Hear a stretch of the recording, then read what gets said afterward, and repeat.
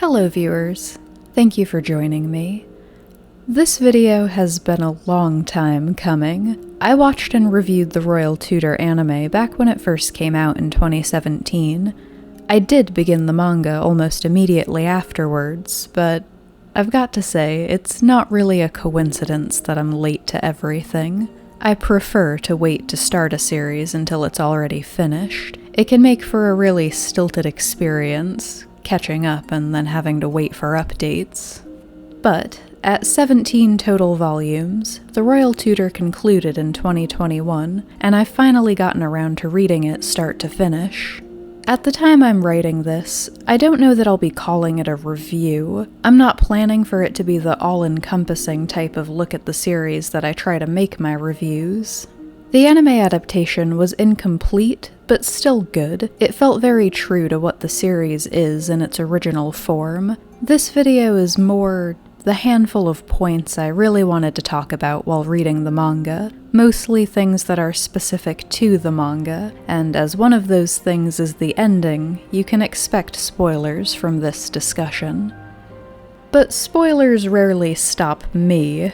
If anything, I've often needed some elements spoiled before I got really interested in a series. So, to set the stage for anyone who's watching blind, the Royal Tutor takes place in the fictional European kingdom of Gronsreich, modeled after Austria-Hungary in the 1800s. Our main character is a man named Hein Wittgenstein. He's just been appointed as the Royal Tutor for the kingdom's 4 younger princes. The job's got a bit of a reputation now, because the princes have run off all their past tutors, but, contrary to his childlike appearance, Hein isn't easily intimidated.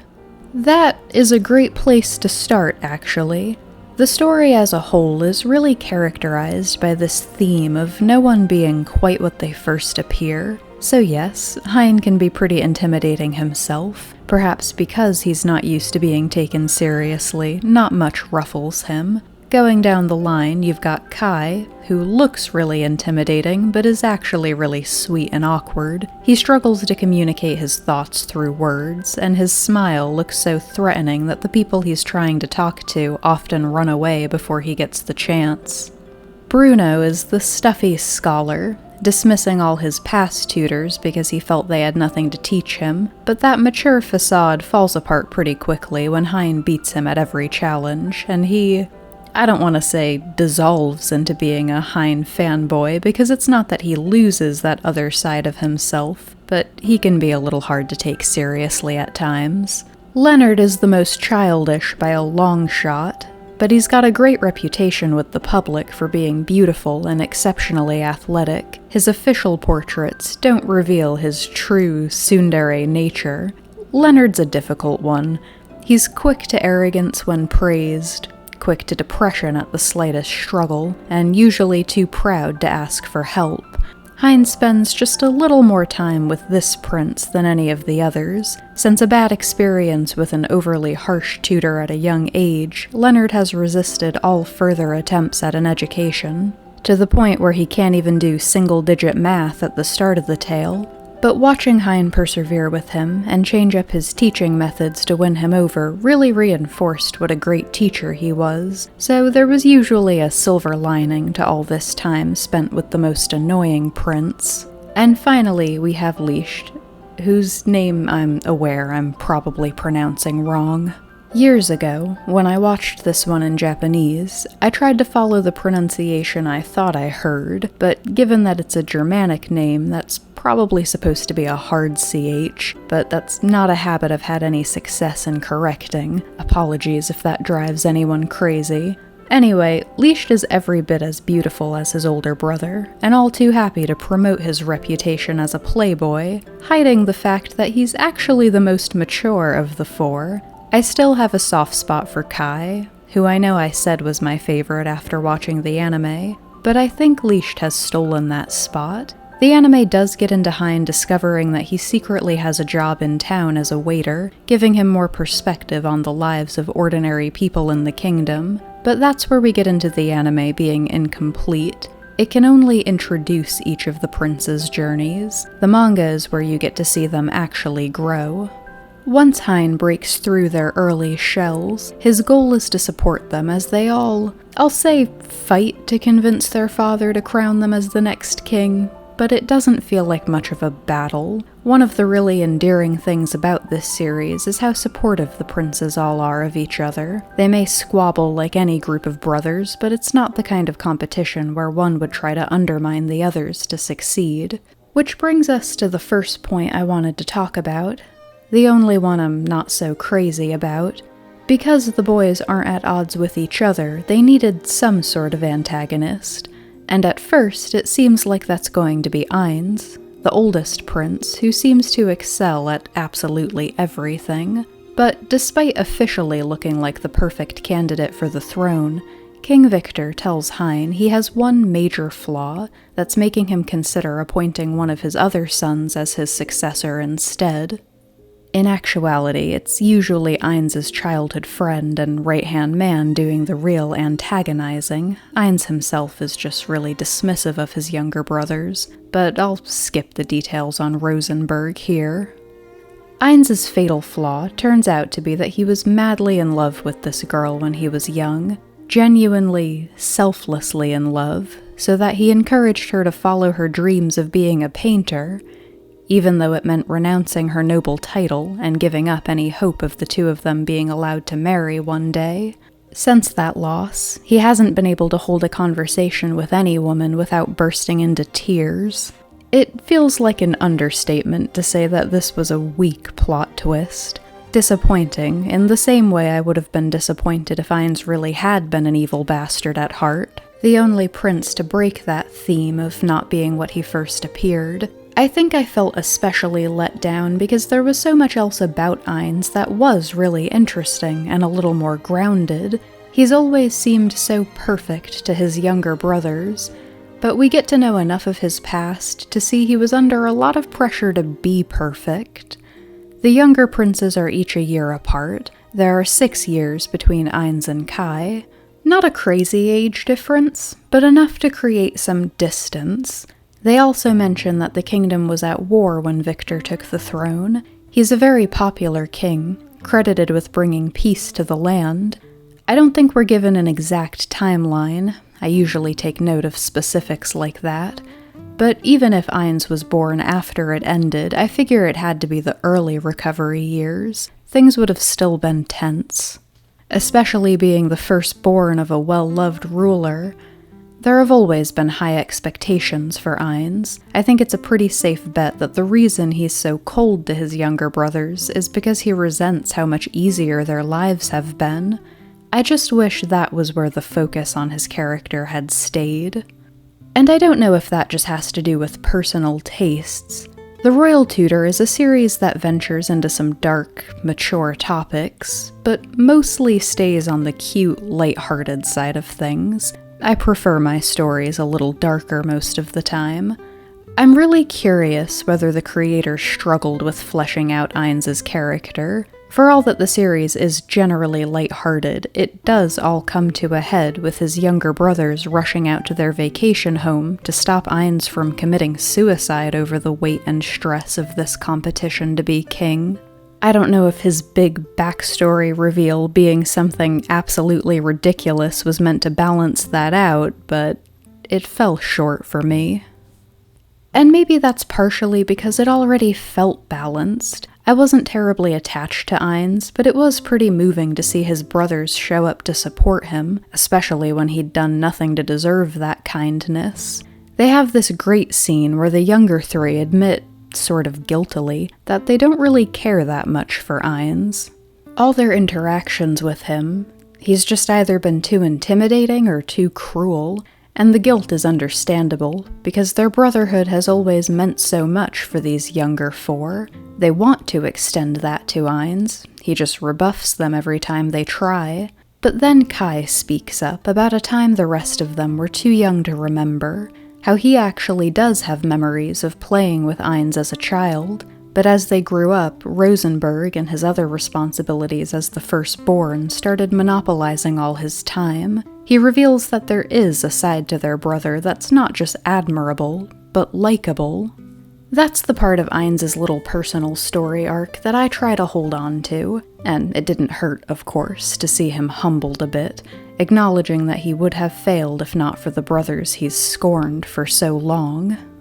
The second point I wanted to talk about was something of particular interest to me as I was reading the manga, because it does have an anime counterpart. Once the prince's characters and their paths for growth have been established, they start to come together to try and puzzle out the mystery surrounding their new tutor. Hein is very tight-lipped about his past, and they haven't been able to find any references to him in the public records.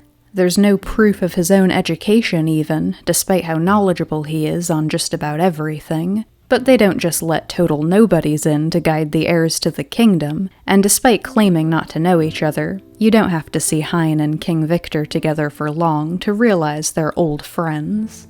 This was the point in my review for the anime where I suggested that if you hadn't been impressed with the light, fluffy nature of the early episodes, you might want to skip ahead to the last third of the series. The tone change into something darker is pretty drastic, and played a big part in interesting me in reading the manga at all. The way each version handles Hein's backstory is really only different in the little details, but they were little details that caught my attention. Early into his time as their tutor, Hein takes the princes on a trip into the capital city, disguised as ordinary people for the day. It's an important lesson, meant to combat how sheltered the princes are, having grown up in this era of peace. For most of them, this will be their first time handling money and seeing their kingdom close up, rather than from a heavily guarded carriage. But the scene that really stood out to me was one at the end, as they're riding back to the palace. They'd encountered and helped stop a robbery in town, and it prompts a discussion about crime rates in the kingdom. It's where Hein first brings up how the kingdom used to be a much rougher place in the early days of Victor's reign, and it's just some really nice foreshadowing. Makes it so that the darker elements don't feel totally out of place when they do get into Hein's backstory. So I was disappointed to see that scene wasn't actually in the manga, but otherwise the adaptation is very similar to the original, thanks to some interference from Count Rosenberg, whose primary purpose is to try and unbalance the younger princes however he can, so that Eins seems like the only choice for king. They discover that Hein does have a public history. It's just been carefully hidden. He has a prison record, in fact. He was arrested in his youth for trying to assassinate Victor. In both tellings, it ends up being a case of mistaken identity, kind of. The truth is, Hein was trying to stop someone else from assassinating Victor, but not some stranger he just happened across that night. Hein used to lead a faction advocating for political changes, and not always through simple, peaceful protest. The anime portrayal makes him out to be sort of like a mafia boss, actually. In the anime, this group was formed due to the general wealth disparity in the kingdom, the harsh conditions faced by those living in poverty. In the manga, the cause is a little different. To set the stage a bit, as we get closer to the conclusion, the deadline Victor set for his decision, each of the princes picks a platform, if you will, one issue in particular that they'd like to champion in their kingdom, and for Liszt, his cause is the treatment of immigrants. He's grown very close to the man who owns the cafe where he works. The owner was trying to set up a second location closer to the heart of the city, but that shop was vandalized before it could open. As the incidents continue, and Liszt gets more and more upset at seeing the owner targeted for no reason that he can discern, Hein finally tells him the tale of the Cavell people, a group that was chased out of their own homeland thousands of years ago and have never really found peace since. War and discrimination has followed them everywhere they've tried to settle. Hein reveals that he is also of Cavell heritage, and this was the true nature of the group he led in the manga. He was fighting for better treatment of his people, and ultimately Victor's able to convince the court that Hein was actually trying to save him that night, and the two become lifelong friends. Hein becomes a personal advisor of sorts, opening Victor's eyes to a side of his kingdom he never knew, before leaving to teach orphans in the country until Victor calls him back to teach his sons. Something about the history he gave Liszt really stood out to me, though. If anyone listening is more knowledgeable on the subject, I'd love to hear you chime in, but it definitely sounded to me like he was describing Jewish history. The royal tutor has a fictional setting, but one that's clearly influenced by real places. Like, Leonard befriends a young prince from another country that is really obviously meant to be France. That's not a group of people I've ever seen explored or represented in anime or manga before. I don't think the plight of Jewish people even came up in Monster, which has a pretty big focus on Germany's troubled political past. So that kind of representation made this series a little more special to me. And finally, we have the ending, which I'm dying to talk about, not because I really want to spoil who Victor chooses, but because there was this great emotional moment that I was not prepared for. The final test of sorts is a speech Victor wants each of them to give to the public, a show of their dedication to the kingdom, basically, and what they envision for its future. As he sees them start to really connect with their people, promising to work hard and make the best kingdom they possibly can, Hein starts to tear up. It hits him then that all he suffered and worked for in the past wasn't for nothing. He also loves this kingdom, and the princes are going to carry on his dreams. Hein was the kind of main character who almost felt like a background character at times. He was that good at being impartial. He made sure the princes were educated before making decisions, but never to influence their decisions. At least, not with his own opinions. It definitely can't be argued that he inspired them to think differently at times, just by making sure they were aware of every aspect of whatever issue was at stake. But from the start, it was the prince's growth I was looking for. I loved Hein, but I didn't really think of him as a character with his own goals and things I wanted to see him accomplish. Reading that line, "You are my dream, your highnesses. You are this kingdom's hope," it was a really powerful moment. It almost made me tear up. Like with the parents in Castletown Dandelion, anytime a story explores characters past what I hoped for, it really elevates my opinion of a series. I felt like it was building up to a good conclusion, but I wasn't prepared for it to make me as emotional as it did. And I won't spoil the epilogue, where the princes each end up, because I do feel like it's worth reading yourself, if you're even a little interested. This was a good story, with some great characters and a fully developed world. It had some weaker moments. Some of the really lighthearted chapters were just totally inconsequential, but I know when I look back on this one, it'll be the deep, emotional parts that stick with me in hindsight. The anime is incomplete, but faithful enough to give you a feel for the series if you're not completely sold. At 12 episodes, it's a quick watch, and I recommend them both. There aren't too many series I've bothered to check out the manga for if I've felt satisfied with the anime, but it was really great to see this one through to the end. Thank you for watching.